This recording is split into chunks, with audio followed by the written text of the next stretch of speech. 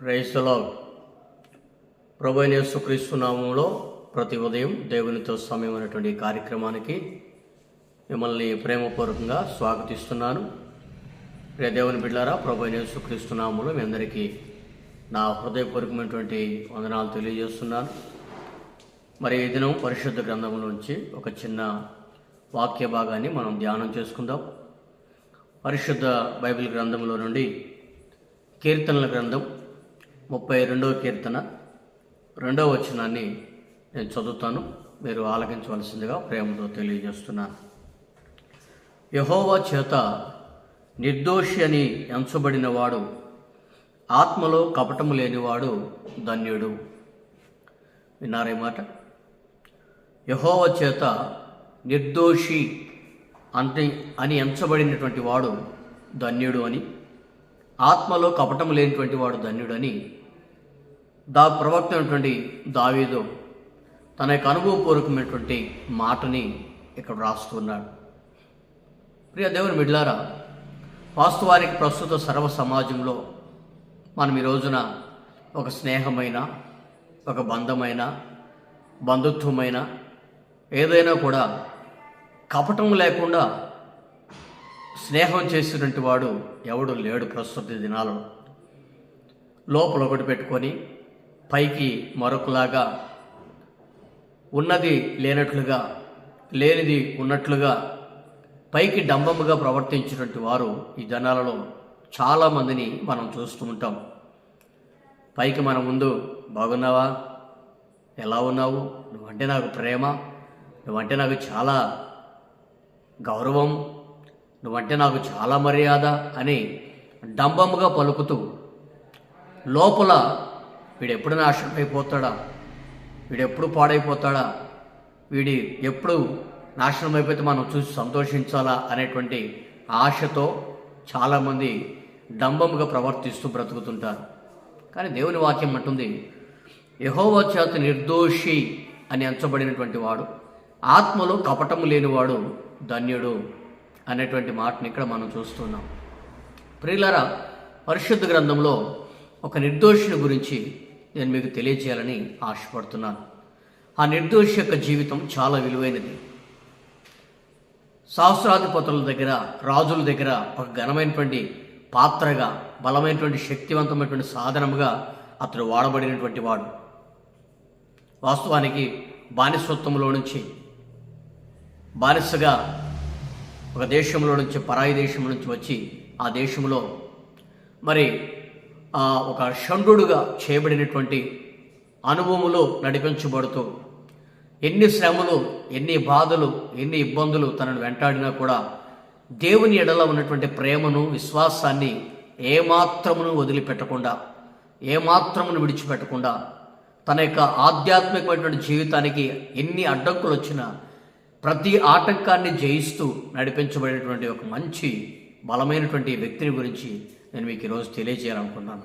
ఆ వ్యక్తి పేరు డానియేల్. దానియేలు జీవితంలో మనం గమనించినట్లయితే, ప్రియ దేవుని బిడ్డలారా, దినమునకు ముమ్మారు ప్రార్థన చేసినటువంటి అనుభవం కలిగినటువంటి వాడని అతని గురించి రాయబడింది. దానియేలు, నీ బలం ఏంటయ్యా, నీకున్నటువంటి అండబలం ఏంటి, నీకున్నటువంటి కండబలం ఏమిటి, నువ్వు ఏ విషయంలో కూడా భయపడకపోవడానికి కారణం ఏమిటని దానియేలు అడిగితే, దానియేలు చెప్తాడు, నేను చేసే ప్రార్థనే నాకు కాపుదల, నేను చేస్తున్నటువంటి ప్రార్థనే నాకు ధైర్యము, నేను చేసే ప్రార్థనే నాకు బలము అని దానియేలు ధైర్యంగా చెప్తుంటాడు ఎవరి దగ్గరైనా కూడా. ప్రియ దేవుని బిడ్డలారా, ఈ దానియేలు దినములకు మూడు సార్లు దేవుని సన్నిధిలోకి వెళ్ళి తన ఇంట్లోనైనా ఎక్కడ సమయం దొరికితే అక్కడ ప్రార్థన చేయగలిగేటువంటి మంచి సామర్థ్యం కలిగినటువంటి వాడు. ఈ విధమైనటువంటి దానియేలుని ఎలాగైనా సరే శోధనలో పెట్టాలని, ఇరుకులో పెట్టాలని, చిక్కులో పెట్టాలని దానియేలుతోనే సహవాసం చేస్తున్నట్లుగా నటిస్తున్నటువంటి వారు చివరికి రాజు దగ్గరికి వెళ్ళి కపటంగా కొన్ని ఆలోచనలు తీసుకుని వచ్చి రాజముద్ర వేయించి ఒక శాసనాన్ని తీసుకుని వచ్చారు. ఏమంటే, రాజా, ఈ దేశంలో నీవు సేవిస్తున్నటువంటి నీ దేవుని తప్ప వేరొక దేవునికి ఎవరిని కూడా మొక్కడానికి వీలు లేదు అని ఒక శాసనాన్ని తీసుకుని వచ్చారు. ఆ దేశంలో ఉన్నటువంటి తనతో పాటు పనిచేస్తున్నటువంటి కొంతమంది సేవకులు. మరి దేవుని బిడ్డలారా, వారు రాజుకు అనుకూలంగా దానియేలుకు వ్యతిరేకంగా కొన్ని అనుకూలమైనటువంటి కార్యాలు వాళ్ళు నిర్వర్తించినా, దానియేలు మాత్రం ఎంత వ్యతిరేకమైనటువంటి శాసనాలు వచ్చినా, ఎన్ని వ్యతిరేకమైనటువంటి చట్టాలు తీసుకుని వచ్చినా, దానియేలు మాత్రం పొర్రపాటున తన దేవుణ్ణి సేవించడం విడిచిపెట్టలేదు, తన దేవుణ్ణి ఆరాధించడం వదిలిపెట్టలేదు. ప్రస్తుత దినాలు మనం చూస్తున్నాం కదా, మన ప్రధానమంత్రి మోదీ గారు ఏమంటున్నాడు? ఆదివారం సెలవు దినం రద్దు చేసి శుక్రవారానికి మార్చాలని ఆలోచన చేస్తున్నాడు.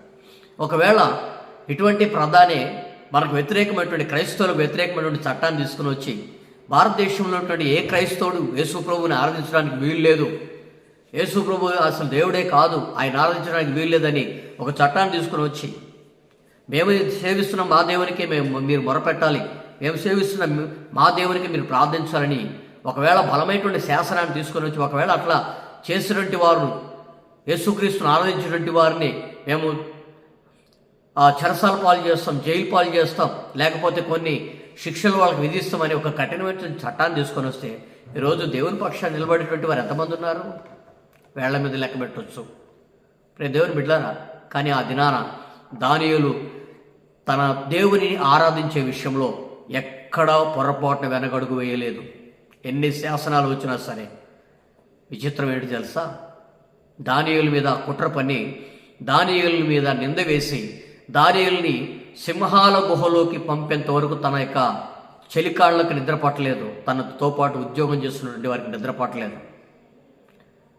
అయితే దానియేలు సింహాల గుహలో వేసిన తర్వాత రాజుకి నిద్ర పట్టలేదంట. రాత్రంతా రాజుకు నిద్ర పట్టకపోగా రాజు ప్రతిరోజు నాట్యము వాయించి నాట్యంతో ఒక సరదా వినోదమైనటువంటి కార్యక్రమాన్ని ప్రతిరోజు జరుపుకునేటువంటి రాజు ఆ రోజు నాట్య వాయిద్యాలను నిలిపివేసి, తిండి మానవేసి, ఆహారం ఆపేసి ఆ రోజు రాత్రంతా నిద్ర లేకుండా కాలం గడుపుతూ వచ్చాడు రాజు, బబులోను రాజు. ప్రియ దేవుని బిడ్డలారా, ఆ రాజు తెల్లవారుతుండగా సింహాల గుహ దగ్గరికి వెళ్ళి విశ్వాసంతో మాట్లాడుతున్నాడు. ఏమంటాడు తెలుసా? ఓ జీవము గల దేవుని సేవకుడు అయిన దానియేలు, నిత్యము నీవు సేవించిన దేవుడి నిన్ను రక్షింపగలిగినా అని అంటున్నాడు. ప్రియ దేవుని బిడ్డలారా, ఒక అన్యుడే తను ఆరాధిస్తున్నటువంటి దేవుడు తనని సింహాల గుహలోంచి రక్షింపగలుగుటకు శక్తి కలిగినటువంటి వాడు అని నమ్మి, ఓ జీవము గల దేవుని సేవకుడు అయిన దానియేలు అని పిలుస్తున్నాడంటే, దానియేలు ఆరాధిస్తున్న దేవుడు ఎంత గొప్ప దేవుడు కదా. ఆ దేవుణ్ణి ఈ దినం మనం ఆరాధిస్తున్నాం. ఆ జీవం గల దేవుణ్ణి ఈరోజు మనం సేవిస్తున్నాం. మనం సేవిస్తున్నటువంటి మన దేవుడు ఎప్పటికైనా కూడా జీవము కలిగినటువంటి వాడే. ఎంతటి ఘోర కఠోరమైనటువంటి శ్రమలలోనైనా సరే మనల్ని విడిపించడానికి శక్తి కలిగినటువంటి వాడని నిరూపించడానికి దానియేలే ఒక బలమైన సాక్ష్యం. ప్రియ దేవుని బిడ్డలారా, గమనించండి ఈ వాక్యాన్ని. మనం ఎప్పుడు కూడా శ్రమలు వచ్చినాయని, మన యొక్క ఇబ్బందులను బట్టి, మన యొక్క శ్రమలను బట్టి మనం దేవుని మీద అపనిందలు వేసినటువంటి వారికి మనం ఉండకూడదు.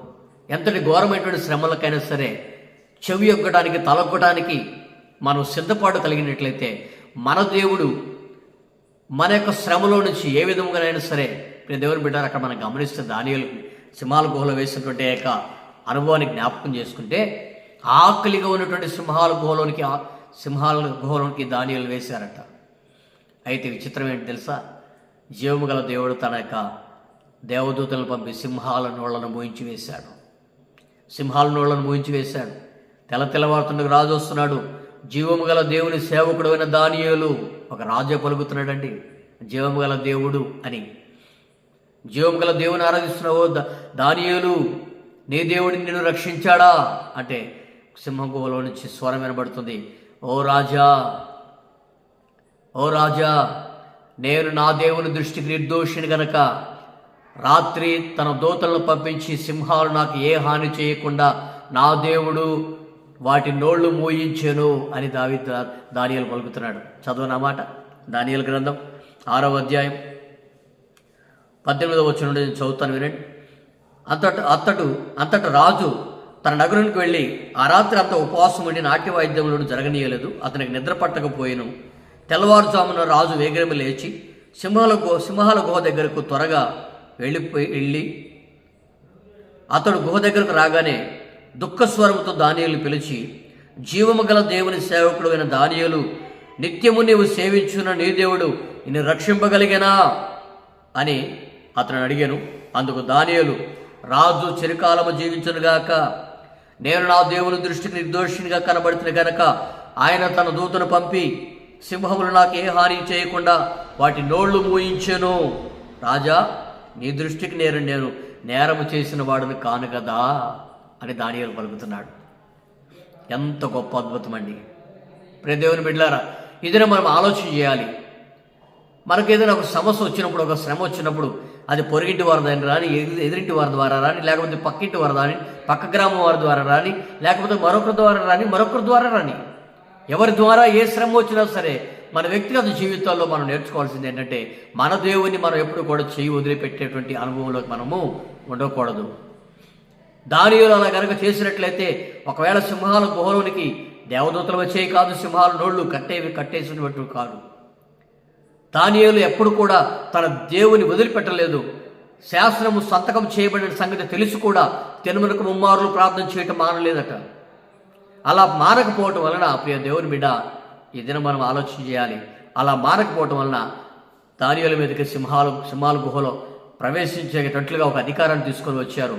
అయితే మన దేవుడు దానియేలుని రక్షించి, దానియేలు యొక్క నిర్దేశత్వాన్ని బట్టి, దానియేలు యొక్క ఆ త్యాగపూరితమైన మనస్సును బట్టి దానియేలుని కాపాడి, దానియేలు నిర్దోషి అనేటువంటి ఒక సాక్ష్యాన్ని 10 మందికి తెలియజేసినట్లుగా దేవుడు కృప చూపించాడు. ప్రియ దేవుని బిడ్డ, ఈ దినము నీవైనా నేనైనా ఎవరమైనా సరే మనం నిర్దోషులుగా మనం కనబడినట్లయితే, నిర్దోషులుగా మనం జీవించగలిగినట్లయితే, మన మాట ద్వారా, మన క్రియ ద్వారా, మన ఆలోచన ద్వారా నిర్దోషత్వం అనేది మన ఎడల మనలో ఉంటే, మనల్ని ఏ పరిస్థితుల్లోనైనా కూడా మనల్ని రక్షించుటకు శక్తి కలిగినటువంటి దేవుడు. అందుకనే ఏ దోషము చేయనటువంటి దేవాతి దేవుడైనటువంటి ప్రభు అయిన యేసుక్రీస్తు ప్రభువారు మన కోసం ఆయన తన యొక్క ప్రాణాన్ని అర్పించాడు. ఆయన రక్తాన్ని దారిపోశాడు. ఆయన యొక్క వెలకట్టలేటువంటి ఆయన రుద్రాన్ని మన కొరకు దారిపోశాడు. ఎంత గొప్ప త్యాగపూరితమైనటువంటి మనసు కదా యేసయ్యది. ప్రియ దేవుని బిడ్డ, ఆ వెలకట్టలేటువంటి రక్తం ద్వారా నిన్ను నన్ను కొన్నాడు కనుక, ఎందుకు కొన్నాడంటే మనము కూడా ఆయన వలె నిర్దోషులుగా బ్రతకాలండి. అందుకనే యేసు ప్రభు వారిని సభా ఎదుటి తీసుకొని వెళ్ళి నిలబెట్టినప్పుడు, దేవుని తీర్పు తీర్చాలని పిలాతు దగ్గరకు తీసుకొని వెళ్ళినప్పుడు, పిలాతు అంటున్నాడు, ఏమంటున్నాడు? ఇతనిలో ఏ దోషం నాకు కనబడలేదు. ఎందుకని? యేసుక్రీస్తు ప్రభు వారు నిర్దోషి, ఏ దోషం నాకు కనబడలేదు. దేవుని బిడ్డలారా, యేసు ప్రభు వారు చేతులు కట్టుకొని నిలబడి ఉండొచ్చు, ఒక దొంగలాగా, ఒక దోషిలాగా రాజు ఎదుటి నిలబడి ఉండొచ్చు. కానీ దేవుని యొక్క నిర్దోషత్వము, దేవుని యొక్క ఆ యొక్క దోషం లేనటువంటి జీవితం ఆయనకు తెలుసు. ఈరోజు మన జీవితాల్లో కూడా మన దోషం లేనటువంటి మన బ్రతుకు గురించి మనకు తెలుసు. మన ఇరుగు పొరుగునటువంటి వాళ్ళు ఎన్ని మాటలైనా మనల్ని అంటూ ఉండొచ్చు. అందుకనే యేసు ప్రభు ప్రపంచానికి సవాలు విసిరాడు, నాలో దోషం ఉందని ఎవడైనా నిరూపించగలిగినట్లయితే అని. ఎవడు కూడా ఈ దినం వరకు యేసు ప్రభువులో దోషం ఉందని ఎవడు కూడా నిరూపించలేకపోయాడు. దానికి కారణం ఏంటంటే, దోషము లేని, పాపము లేని ఒక ఏకైక వ్యక్తిగా చరిత్రలో ఈరోజు వరకు ప్రభు అయిన యేసుక్రీస్తు ప్రభు వారు నిలిచిపోయి ఉన్నారు. అదే రీతిగా మనం కూడా నిర్దోషులుగా మన జీవితాన్ని కొనసాగించాలనేదే ఆయన ఆశ, ఆయన ఆకాంక్ష. ఆ రీతిగా మనం నడిపించబడుతూ నిర్దోషత్వం కలిగి మన జీవితాన్ని నడిపించుకోగలిగి, ఎన్ని శోధనలు, ఎన్ని ఇబ్బందులు ఎదురొచ్చినా మన జీవితాన్ని మనం కాపాడుకుంటూ మన జీవితాన్ని ముందడుగు వేద్దాం. ఈ దినం నుంచి ఆ కృప, ఆ సహాయము దేవుడు మనకి, మన కుటుంబాలకు అనుగ్రహించును గాక. ఆమేన్. ప్రార్థన చేసుకుందామా? మహాపరిశుద్ధుడా, కృపగల దేవా, నీ వందనాలు ప్రభా, స్తోత్రము నాయన. ఇదిగో తండ్రి, ఉదయకాల సమయంలో మీరు మాతో మాట్లాడిన ప్రతి మాటను బట్టి స్తోత్రాలు చెల్లిస్తున్నాను. అవునయ్యా, యెహోవా చేత నిర్దోషి అని ఎంచబడినటువంటి వాడు, ఆత్మలో కపటం లేనటువంటి వాడు ధన్యుడని మీ వాక్యం ద్వారా ప్రభా మీరు తెలియజేశారు.